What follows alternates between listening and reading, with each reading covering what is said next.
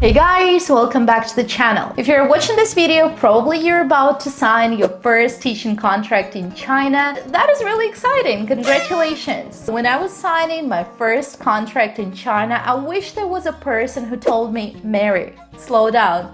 Look what's in there. But there was nobody to tell me. So today I'll be the person who will hopefully help you to avoid the mistakes that I made. By the way, if you haven't found the job yet, here is the video on how to apply for jobs.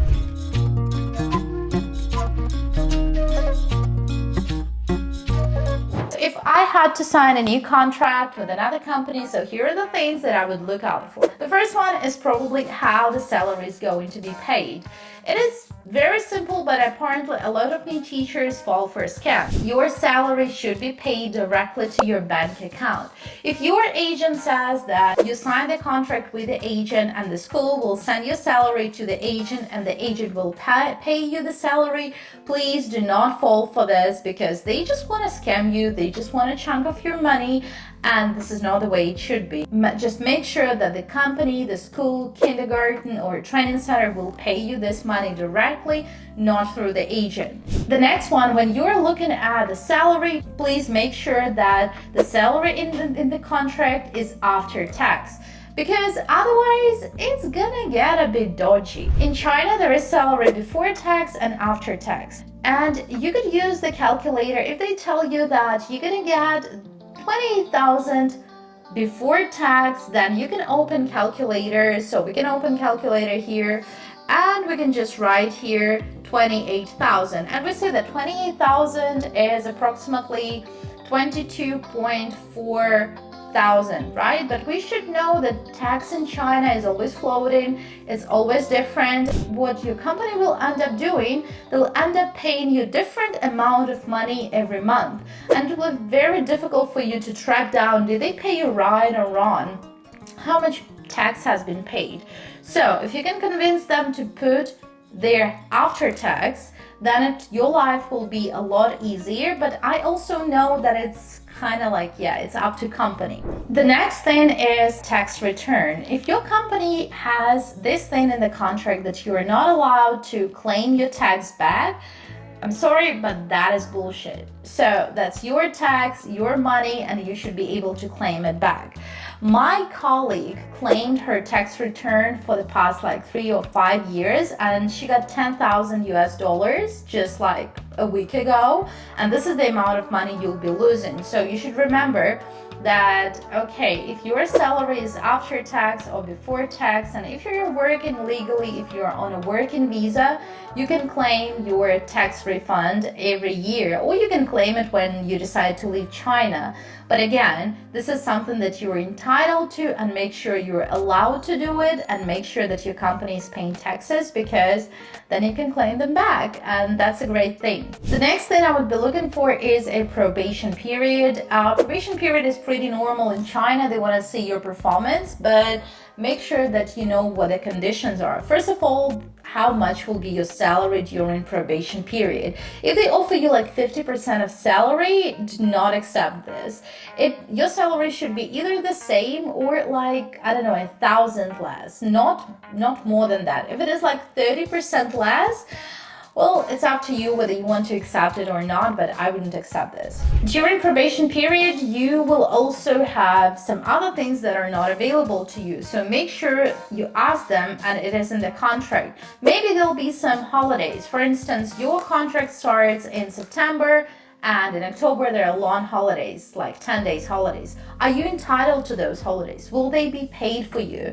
Because in some contracts they say that all holidays are available after probation period, or they're available after 6 months of work. So you don't want to end up in a situation where everyone is taking advantage from having long holidays and you won't have paid holidays. Pay attention to the holiday situation, because sometimes they could be in your contract, but then it will say, oh, after the probation period or after 6 months. The same goes with sick leave. In some companies, you are allowed to use it only after 6 months or after a year, so make sure you know what is the situation with sick leave. The next big thing is probably overtime compensation. From my experience, this is pretty bad in some dodgy training centers.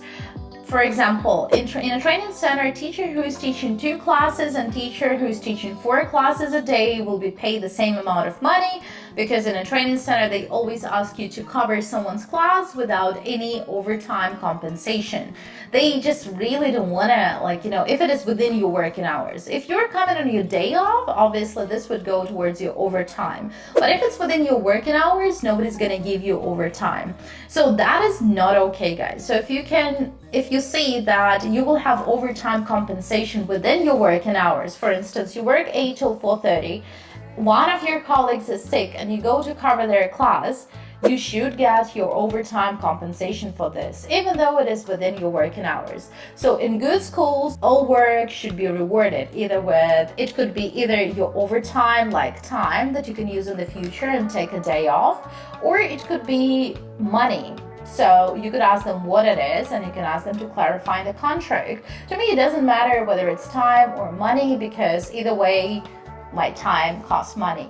Next one is something that is only in China. I've never seen it in any other countries. It is Fapiao. Fapiao is an invoice, and basically a lot of companies use various invoices to pay less taxes. So in your contract, there may be a point about Fapiao where you have to bring certain amount of money to work, then you can get your salary. For instance, your salary is 28,000 yuan per month. And they say, okay, so in your contract, you have to bring 8,000 yuan Fapiao, and then you'll get this 8,000 of your salary. So please make sure that this amount of money is not very high, because you need to figure out where to get this Fapiao. Sometimes some people buy from some agents, sometimes your landlord could give you Fapiao. But if the amount of money in Fapiao is too big, like 12,000 or 20,000, that is ridiculous, right? So you need to think, you're not spending 20,000 every month, right? Or even if you do, you don't get Fapiao for everything. So this is why you need to make sure that the amount of money is reasonable, or if you don't have to bring Fapiao, if your company does not ask you to bring it, that's amazing. But this is the thing that you might see in the contract, and you need to know about it. So the lower amount of money that you have to bring to the company, the better it is. Next one is contract termination. So these conditions could get ridiculous. For instance, if you want to leave the company, sometimes they say, okay, you have to give us 6 months notice. I don't think it's reasonable. So if it is 3 months, that's all right. But according to the law in Shanghai, you don't need to give 3 months notice.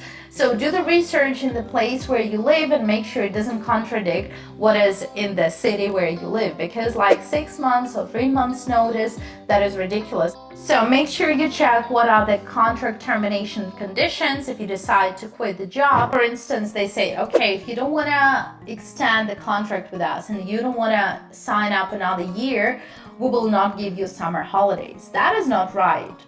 You need to make sure that you have all holidays, all vacations, regardless of whether you renew the contract or you do not renew the contract. And last but not least, if they really want to trick you, they'll do it. In our school, they created school manual, which they asked us to sign, which actually contradicts what is in our contract. But anyway, we signed it, and in the end of the day, it's all about negotiating. You have one thing in your contract, you have another thing in the school manual, but what you negotiate could be a completely different thing. The more proof you have on the paper, the more rights you'll have. So if they want to trick you, they will trick you, but the more legal information you have in your contract, the better it is, and the easier it will be to fight with your company in case you have to fight. Good luck with your new job, and if I can help you in any way, let me know in the comments, and see you later. Bye!